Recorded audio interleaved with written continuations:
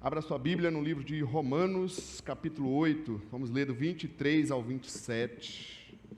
Diz assim a palavra de Deus, do versículo 23 em diante. E não só isso, mas nós mesmos que temos os primeiros frutos do Espírito, gememos interiormente e esperando ansiosamente nossa adoção como filhos, a redenção do nosso corpo. Pois nessa esperança fomos salvos. Mas esperança que se vê não é esperança. Quem espera por aquilo que está vendo? Mas se esperamos o que ainda não vemos, aguardamo-lo pacientemente. Da mesma forma, o Espírito nos ajuda em nossa fraqueza, pois não sabemos como orar, mas o próprio Espírito intercede por nós com gemidos inexprimíveis. E aquele que sonda os corações conhece a intenção do Espírito, porque o Espírito intercede pelos santos de acordo com a vontade de Deus. Amém? A vida é meio estranha, gente. A gente está cantando aqui, né, que ele venceu e iniciando a Páscoa, nós estamos falando da ressurreição de Cristo, não é verdade? Quem quer ir para a glória? Quem quer ir para o céu? Quem quer a glória de Cristo? Quem quer os milagres de Deus na sua vida? Amém? Mas quem quer passar pelo deserto? Quem quer passar pelo sofrimento? A vida é meio estranha, não é verdade? Aqui em Campinas, recentemente, período de chuva, a família está no parque, os pais com a sua criança, uma árvore cai e lá falece a criança. Alagamentos, tantas chuvas que acontecem e a gente vê, infelizmente, pessoas sendo mortas, sofrimento acontecendo, e parece que ele está revezando, né? Eu falo que o sofrimento, ele vem sempre em turma, né? Quando começa uma luta, ele nunca vem sozinho, já reparou? Ela dá as mãos, eu falo que dá a mão, junta uma luta com a outra, dá as mãos e vem cantando aleluia com a gente. Agora nós chegamos na sua casa, na sua vida. E vem e pega a gente, que tem hora que a gente fala assim, quem vai ser de mim? Às vezes uma luta, como a Miriam testemunhou, né? A gente está casado, está na nossa casa, mas a luta vem. Às vezes a gente passa por crises que a gente não espera, que a gente, olhando aos nossos olhos humanos, muitas vezes a gente só vê o fim, não é verdade? A gente diz, não tem mais jeito. E assim é a vida humana, você olha os alagamentos agora, vai revezando, agora está no Acre, né? E assim, vê alaga aqui, e a gente nunca espera. Isso é um pouco da vida humana. Eu vi uma reportagem agora, quem já viu falar do chat GPT? Chat GPT, já viu falar? Inteligência artificial aí que está... Achei interessante porque eu já tinha ouvido o Daniel Caseiro falando, agora os próprios inventores, né, os próprios criadores, estão pedindo uma suspensão, ficando assustados, né, com tudo que eles estão vendo. Quem viu isso? Viram ou não? Né? Ó, a galera da tecnologia está... Então, esse é o mundo que a gente está, correto? Sofrimento, lutas, esse é o deserto, alagamentos, tecnologia, até assustando os próprios criadores. Então a gente não sabe o que vai ser o futuro. Quando a gente olha nos versículos, a gente não leu, mas o versículo 19 a 22 está aí, né? Fala que a criação, a natureza geme. E a gente pode perguntar, por que tanta tragédia climática, né? Tanto problema, por que tanto alagamento, tantas questões?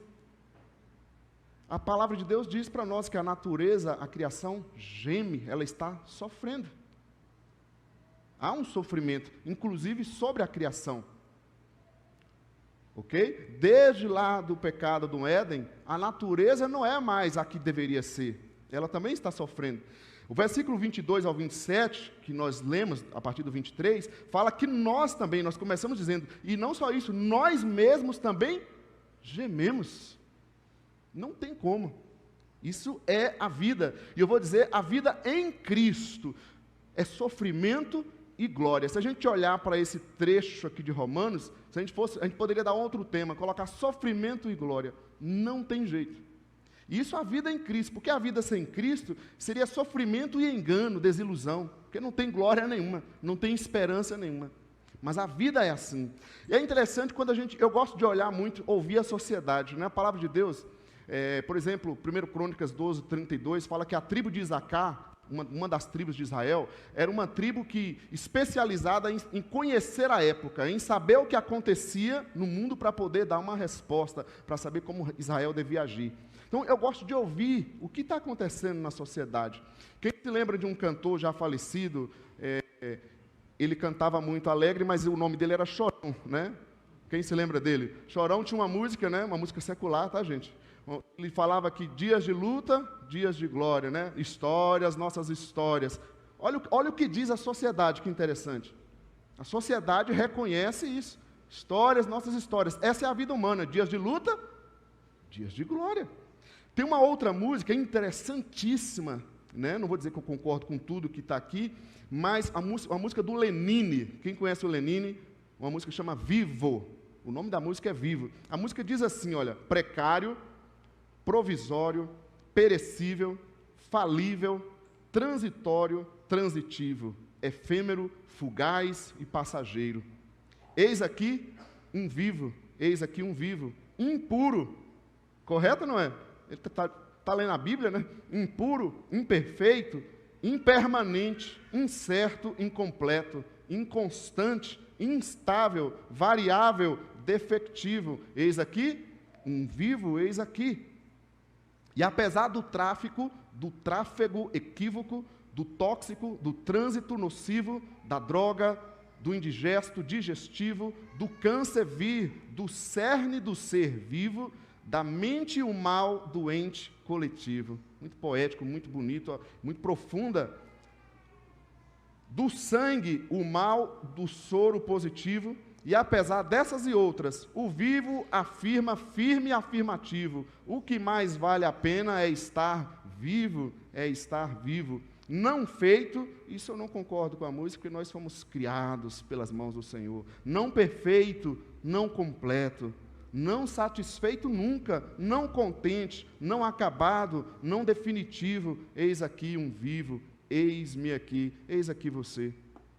Olha o que a sociedade diz, que interessante. E às vezes nós, que conhecemos a palavra de Deus, ou temos a palavra de Deus na nossa mão, a revelação do Senhor, a gente não lê certas passagens e não aprende, obviamente, a entender a vida e a viver a vida da melhor forma que o Senhor tem para nós.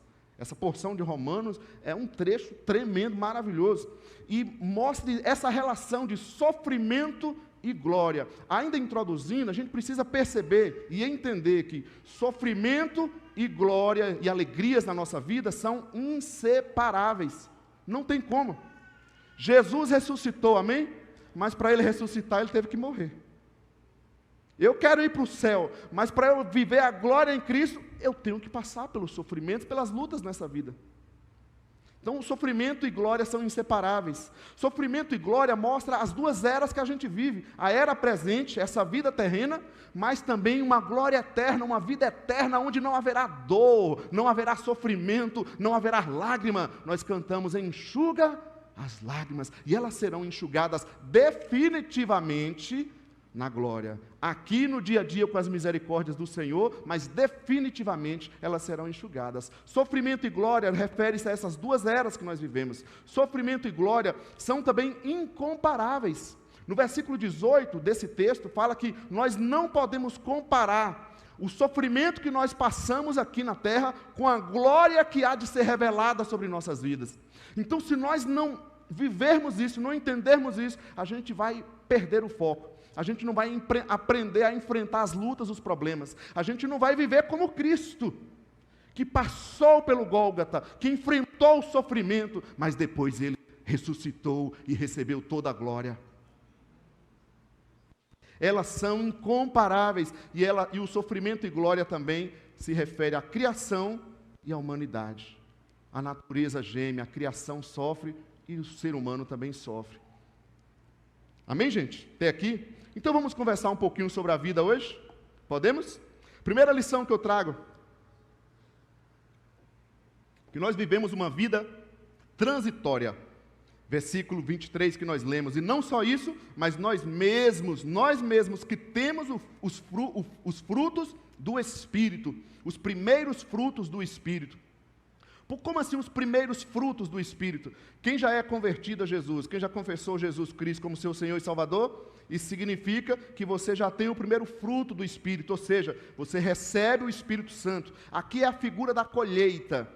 A gente está longe aqui da agricultura, da colheita, mas quem trabalha com colheita, quando você vai iniciar a colheita, você olha aquela produção, aí você começa a pegar os primeiros frutos. O que diz ali? Olha, os primeiros frutos estão excelentes. Isso significa que vai ter uma colheita pela frente. É uma garantia. Então você já recebeu o Espírito que está em você, e você tem uma garantia. Aliás, tem um outro texto que fala que é o penhor da herança. Então você já tem o primeiro fruto do Espírito sobre a sua vida, que é recebido na conversão. Amém, gente? Quem recebeu o Espírito Santo tem também essa garantia, você está selado. E aí mostra que nós temos esse Espírito sobre nossas vidas para nos ajudar aqui, amém? Mas nós ainda não estamos completos. A obra dele ainda não é completa na nossa vida, a vida ainda é transitória. Você tem o Espírito completamente sobre você, mas seu corpo ainda é um corpo falível, uma vida transitória. Você tem luta, você ainda está num mundo difícil. Então, por isso o texto diz que nós temos os primeiros frutos do Espírito, ou seja, essa obra está iniciada, o Espírito está em você, mas você ainda é um vasinho de barro, um vaso de barro, frágil, que enfrenta lutas e problemas. Amém? Amém, gente? Então a obra iniciou, mas a obra ainda não é completa. Vivemos uma vida transitória. Quem sabe quantos anos vai viver aqui na Terra? Tem alguém aí? Ninguém? Ninguém sabe isso? Povo tão inteligente, tão estudado, não descobriram isso ainda. Aliás, eu vi uma pessoa, eu acho que é nos Estados Unidos, né? Uma pessoa milionária lá, que ele está gastando de tudo lá, fazendo de tudo para não envelhecer, né? Quem? Fabi viu, né? Impressionante, né? A gente quer fugir dessa realidade, né? Coloca isso na sua cabeça. Vivemos uma vida transitória. Temos os primeiros frutos do Espírito. Já iniciou, mas a obra ainda não é completa.